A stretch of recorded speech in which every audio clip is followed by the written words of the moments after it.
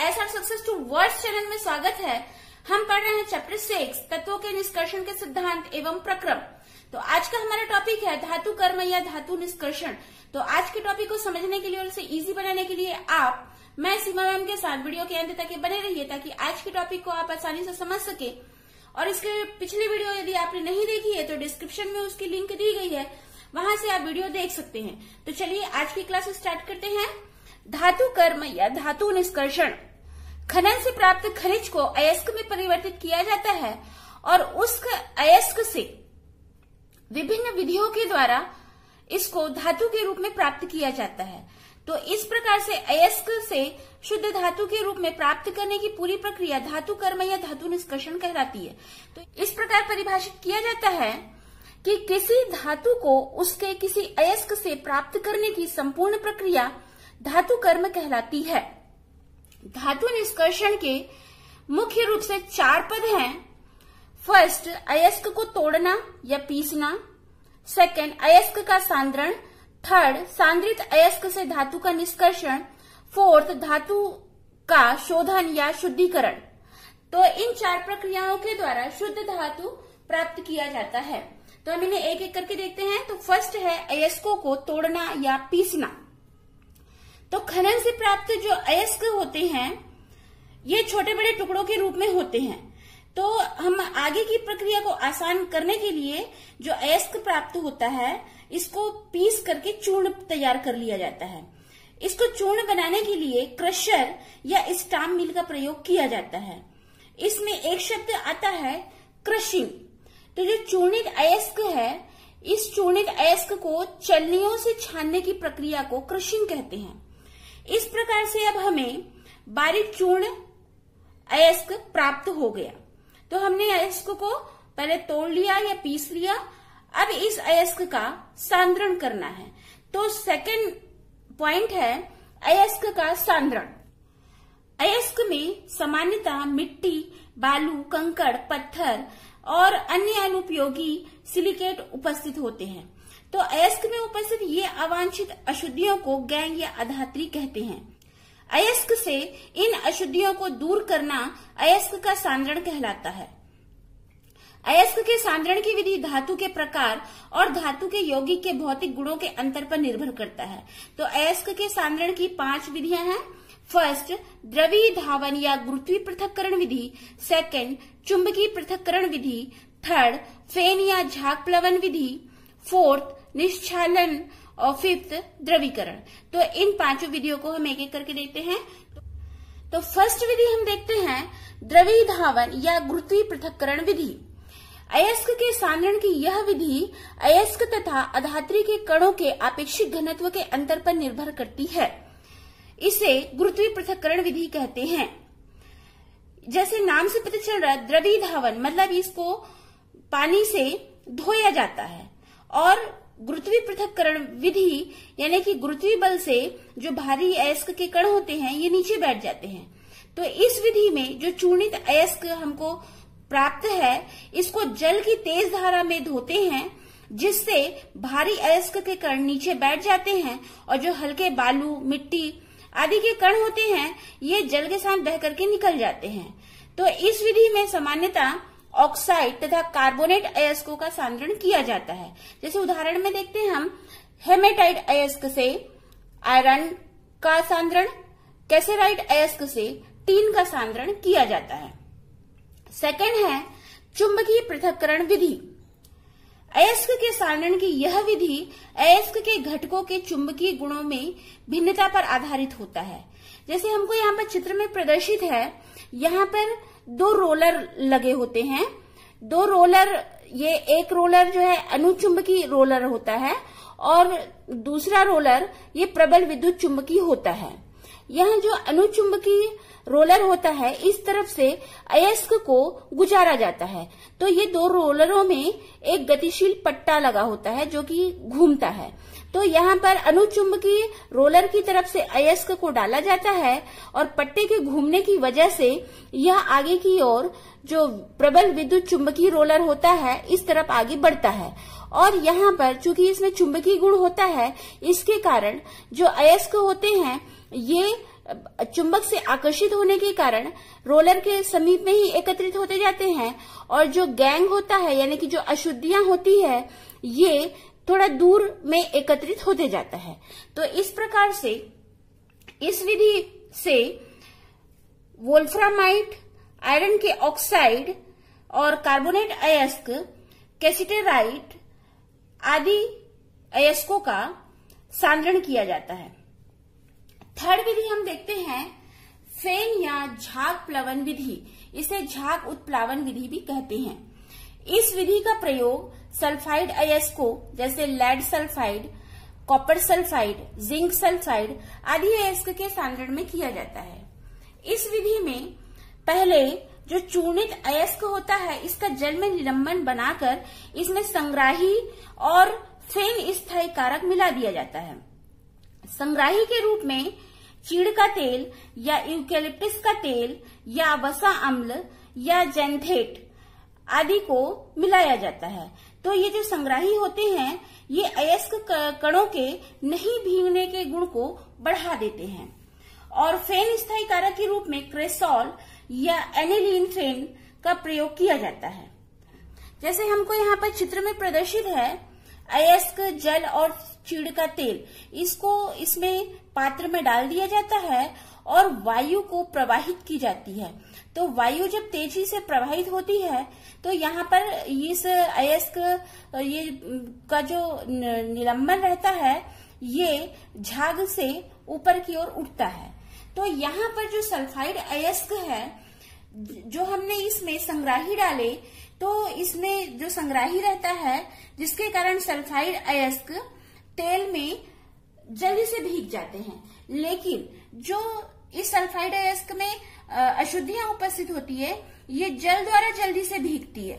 तो इस प्रकार जो तेल और जल से बने हुए सल्फाइड अयस्क में जब का जो निलंबन होता है इसमें वायु प्रवाहित करते हैं तो सल्फाइड अयस्क के कण झाग बन करके ऊपर आ जाते हैं और अशुद्धियां जो है नीचे बैठ जाती है।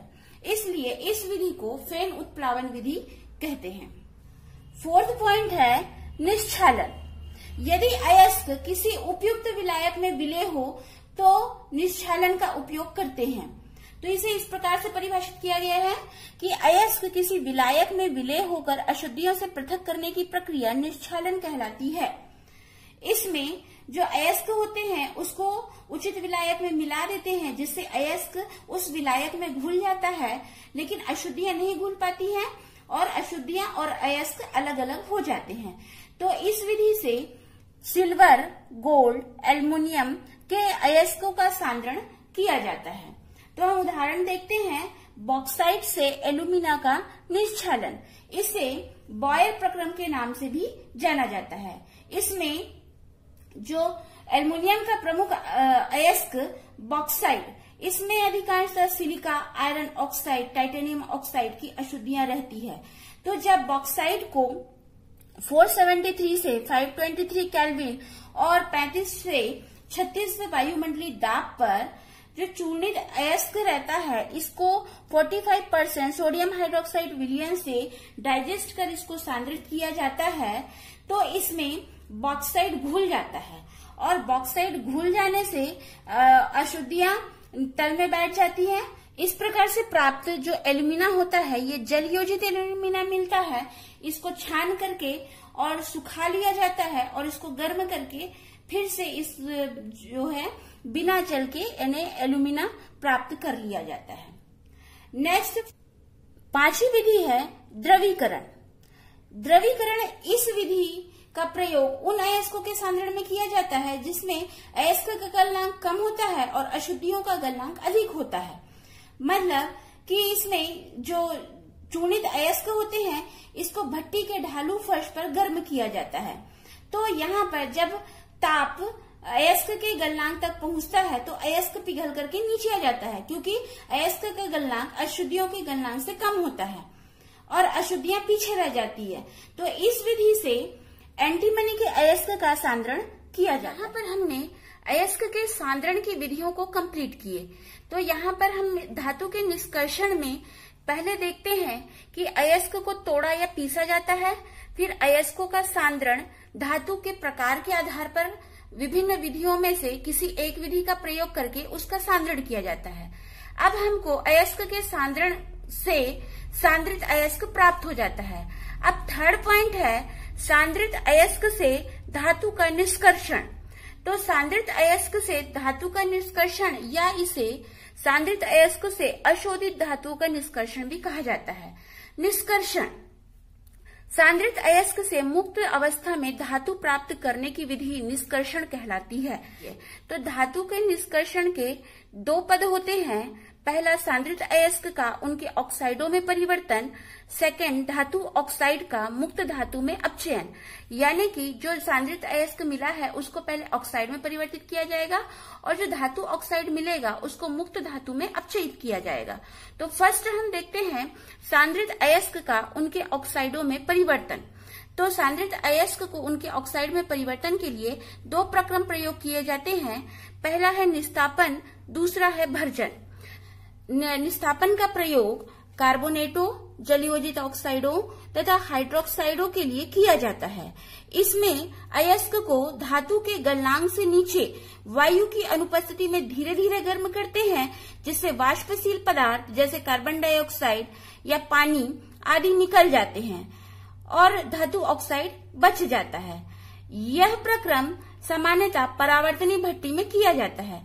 जैसे हमको समीकरण में प्रदर्शित है कि यहाँ पर जैसे कहा गया है कि कार्बोनेट और जलयोजित ऑक्साइड, तो यहाँ पर जैसे जिंक कार्बोनेट जिसको कैलामाइन कहते हैं, इसको वायु की अनुपस्थिति में, क्योंकि वायु की उपस्थिति होती तो यहाँ पर प्लस ऑक्सीजन लिखते, यहाँ पर वायु की अनुपस्थिति है इसलिए इसको धीरे धीरे गर्म करके इसको ऑक्साइड में परिवर्तित किया जा रहा है। और यहाँ पर बॉक्साइड जो कि जलयोजित ऑक्साइड है, इसको ऑक्सीजन की अनुपस्थिति में गर्म करके इसको ऑक्साइड में परिवर्तित किया जा रहा है। कैल्शियम कार्बोनेट जिसको लाइमस्टोन कहते हैं, इसे वायु की अनुपस्थिति में गर्म करके इसे ऑक्साइड में परिवर्तित किया जा रहा है। यहाँ पर निस्तापन की प्रक्रिया हो रही है। सेकंड है भर्जन। भर्जन की प्रक्रिया सल्फाइड अयस्कों के लिए उपयोग में लाई जाती है। इस प्रक्रम में जो सल्फाइड अयस्क होते हैं उनको अकेले या फिर अन्य पदार्थों के साथ मिलाकर वायु की उपस्थिति में धातु के गलनांक से कम ताप पर परावर्तनी भट्टी या फिर वात्या भट्टी में तेजी से गर्म करते हैं, जिससे सल्फाइड ऑक्साइड में परिवर्तित हो जाते हैं और जो उसमें फास्फोरस, सल्फर, आर्सेनिक, एंटीमनी की अशुद्धियां होती है ये वाष्पशील ऑक्साइड के रूप में बाहर निकल जाती है। तो जैसा कि हमको समीकरण में प्रदर्शित है, यहाँ पर कहा गया कि जो सल्फाइड अयस्क रहते हैं इसको वायु की उपस्थिति में, तो यहाँ पर हम देख रहे हैं सल्फर के साथ जैसे ऑक्सीजन से अभिक्रिया करके ये sulphur dioxide zinc sulphide oxygen की उपस्थिति में गर्म करने पर जिंक ऑक्साइड और लेड सल्फाइड ऑक्सीजन की उपस्थिति में गर्म करने पर कॉपर ऑक्साइड में परिवर्तित हो जा रहा है। तो इस प्रकार से हम भर्जन और निस्तापन में अंतर भी स्पष्ट कर सकते हैं। जैसे कि निस्तापन कार्बोनेट, जलयोजित ऑक्साइड और हाइड्रोक्साइड के लिए प्रयोग किया जाता है, भर्जन सल्फाइड अयस्कों के लिए प्रयोग किया जाता है। निस्तापन में अयस्क को धातु के गलनांक से नीचे वायु की अनुपस्थिति में धीरे धीरे गर्म किया जाता है। भर्जन में अयस्क को धातु के गलनांक से कम ताप पर तेजी से गर्म किया जाता है और वायु की उपस्थिति में किया जाता है। निस्तापन ये परावर्तनी भट्टी में किया जाता है और भर्जन परावर्तनी भट्टी या फिर वात्या भट्टी में किया जाता है। यहाँ पर निस्तापन में वायु छिद्र बंद रखे जाते हैं। क्यों? क्योंकि यहाँ पर अयस्क को वायु की अनुपस्थिति में गर्म किया जाता है और जो भर्जन की प्रक्रिया में परावर्तनी भट्टी के वायु छिद्र खुले रहते हैं, क्योंकि यहाँ पर जो प्रक्रिया होती है ये ऑक्सीजन की उपस्थिति में होती है। अब यहाँ पर हमको ये सांद्रित अयस्क जो हमको प्राप्त हुआ था इसको हमने ऑक्साइड में परिवर्तित कर लिए। अब सेकंड पॉइंट है कि धातु ऑक्साइड का मुक्त धातु में अपचयन। निस्तापन और भर्जन से प्राप्त अयस्क को अब हम निस्तापित अयस्क और भर्जित अयस्क कहेंगे। तो इस प्रकार से निस्तापित और भर्जित अयस्क प्राप्त होते हैं। अब इन ऑक्साइड को जो हमको ये अयस्क जो निस्तापित और भर्जित अयस्क मिले हैं ये ऑक्साइड के रूप में मिले हैं। अब इन ऑक्साइड को मुक्त धातु में अपचयन किया जाएगा। तो इसकी अलग अलग विधियां हैं। जो कि अयस्क की प्रकृति के आधार पर अपचायक पदार्थों का प्रयोग करके किया जाता है। तो इसमें फर्स्ट है प्रगलन या रासायनिक अपचयन। तो अयस्क का कार्बन के साथ अपचयन प्रगलन कहलाता है। यहाँ पर प्रगलन की प्रक्रिया वात्य भट्टी में कराई जाती है।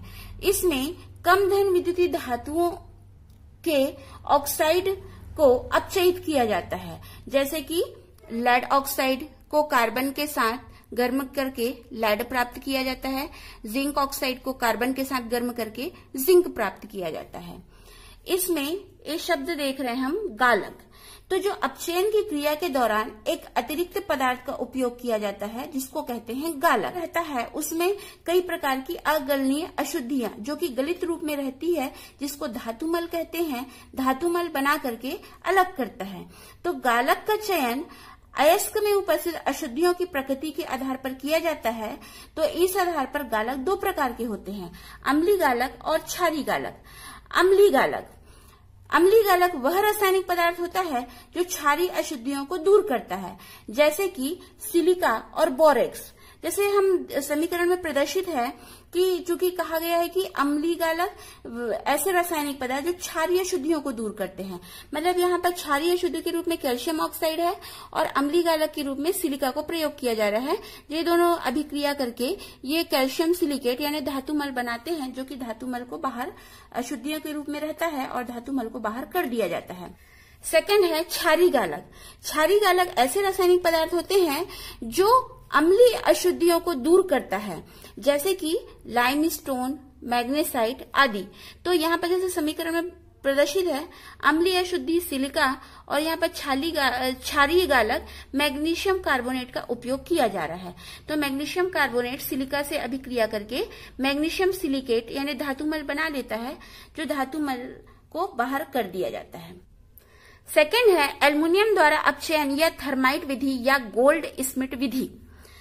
यह विधि उन धातुओं के अयस्कों के ऑक्साइडों के निष्कर्षण में प्रयोग किया जाता है जिनके गलनांक बहुत अधिक होते हैं।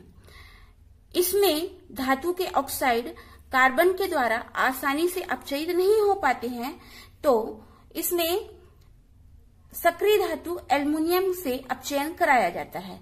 जैसे उदाहरण में क्रोमियम और मैग्नीज। तो यहाँ पर जो थर्माइट है, धातु ऑक्साइड और एल्युमिनियम के चूर्ण के मिश्रण को थर्माइट कहते हैं, इसलिए इसे थर्माइट विधि भी कहा जाता है।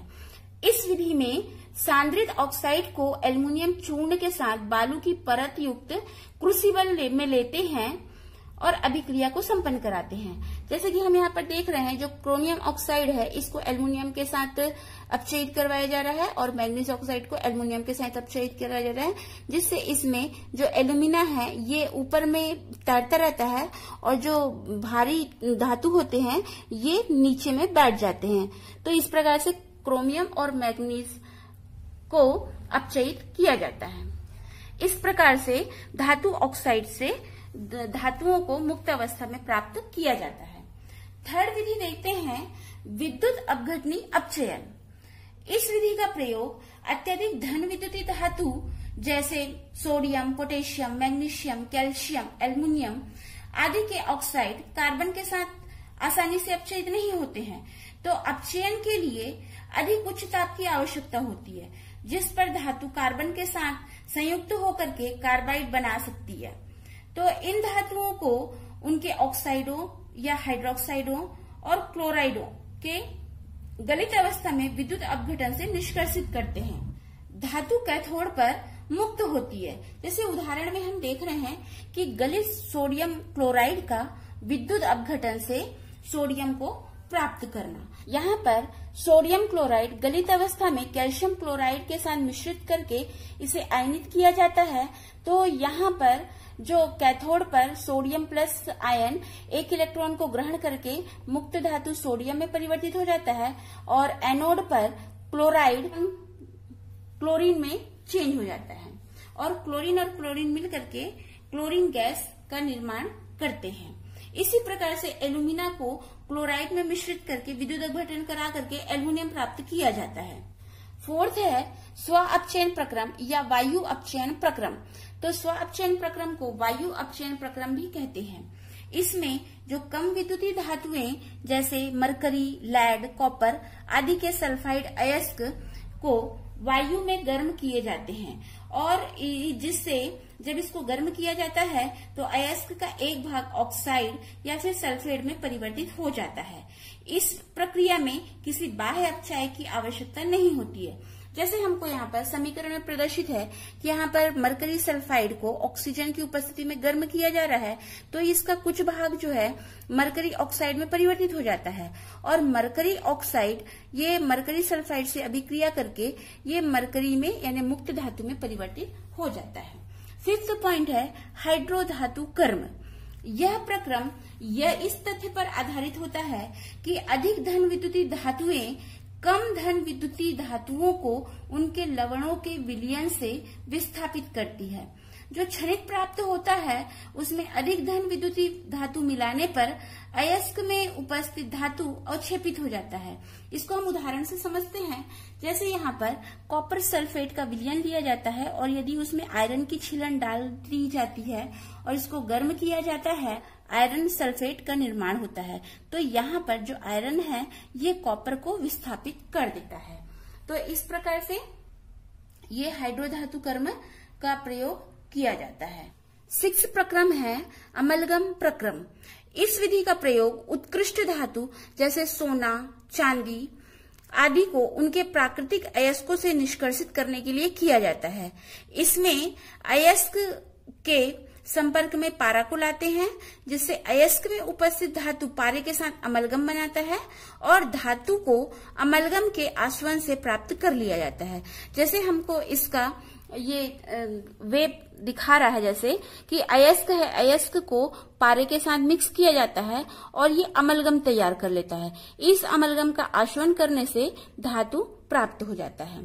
तो इस तरीके से हमने देखा कि धातु के निष्कर्षण में अयस्कों को पहले तोड़ा या पीसा जाता है, फिर अयस्कों का सांद्रण विभिन्न विधियों से किया जाता है और फिर अयस्क के सांद्रण से प्राप्त सांद्रित अयस्क को से धातु का निष्कर्षण किया जाता है। तो फोर्थ पॉइंट है धातु का शोधन या शुद्धिकरण, जिसे हम अगली वीडियो में समझेंगे। तो आपको वीडियो पसंद आया तो लाइक कीजिए, शेयर कीजिए और मेरे चैनल को फर्स्ट टाइम वॉच कर रहे हैं तो सब्सक्राइब कीजिए और बेल आइकन को दबाइए ताकि वीडियो की नोटिफिकेशन आपको सबसे पहले मिले। और इंस्टाग्राम पर सीमा साहू 179 को फॉलो कीजिए। Thanks for watching this video.